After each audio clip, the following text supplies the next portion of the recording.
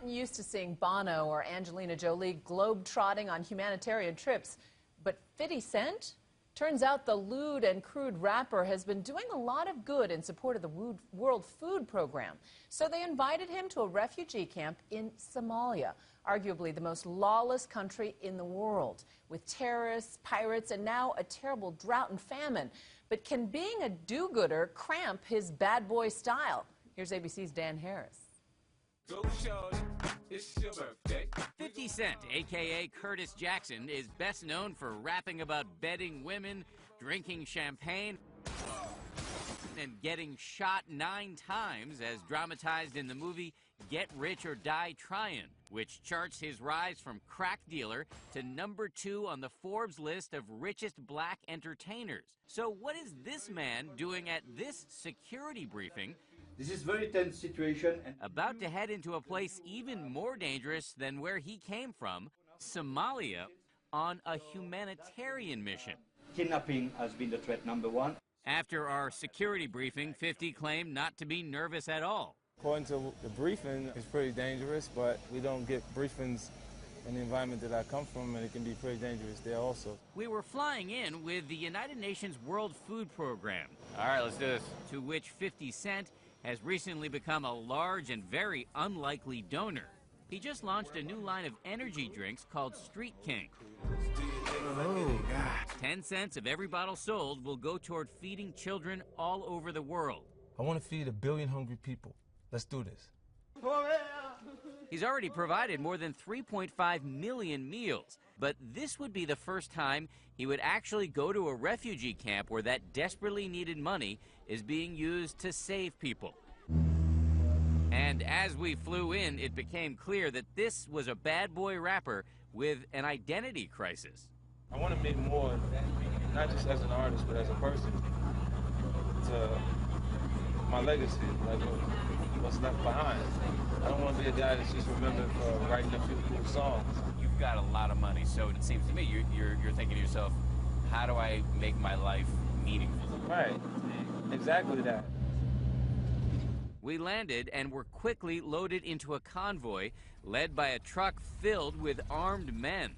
Somalia is a land of Al-Qaeda, piracy, and famine.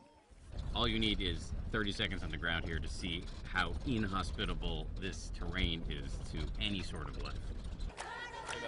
We arrived at a refugee camp filled with women and children, many of whom had walked for weeks to escape the drought and war. As he watched frail arms measured to see the extent of their malnourishment, this rapper, who sold drugs at age 12 on the mean streets of South Jamaica, Queens, who never knew his father and whose mother, also a drug dealer, was murdered when he was just a child, was at an utter loss for words. What's the impression it makes on you? I've never seen anything like this before. It struck me as I watched 50 Cent peer into a makeshift hut and interact with school children who only get 1 meal a day, that this man, whose lyrics are so sexist and violent that the UN initially didn't want to take his money, is in real life very different than his public image.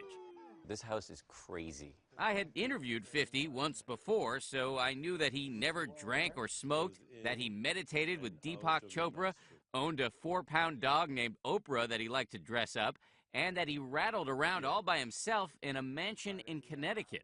Do you work all the time? Pretty much. What about your personal life? I really don't have very much. But even if his bad boy baller image seemed like a little bit of a front, he freely admits that images of him on this do-gooder mission could further alienate his core audience.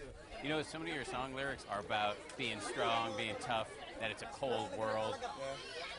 How does that jibe with what you're doing here for these kids? It doesn't match at all. It doesn't match. I mean, this is like the next chapter of my life. I don't care if my audience is prepared to move forward with me. They may not necessarily be growing at the same pace. It is a tricky transition, truly uncharted territory, a first step toward being what his manager called the hip-hop Bono. To get a sense of how tricky, Look what happened when we visited a school where the kids knew 50s music very well. Are you guys fans of 50 Cent? Yes. Yeah. But they couldn't get him to sing with them. It was an uncomfortable moment. Sing one song. I can't sing the song. Do not sing any. I don't want to sing the song. You're afraid. You see they all looking at me? You just sing. Just, At one time, you putting all this pressure on me. I can't sing the song now. you're afraid. Yeah, a little bit. Why didn't you want to sing? For one, I mean, a lot of the material that I make, nothing is, I didn't feel appropriate for that setting. Because if you sang in the club, about 6 words in, there's an F-bomb. Right. Boom. Boom. It's going to land hard out here. But it struck me when I was watching it that despite all the things you do, you are a little shy. I am. The education of 50 Cent, the battle for this rapper's soul, is a fascinating spectacle to behold. By the way, he did end up singing a little bit with those kids. Go shorty, it's your birthday. We go party like it's your birthday. And they loved it. For Nightline, this is Dan Harris in Somalia.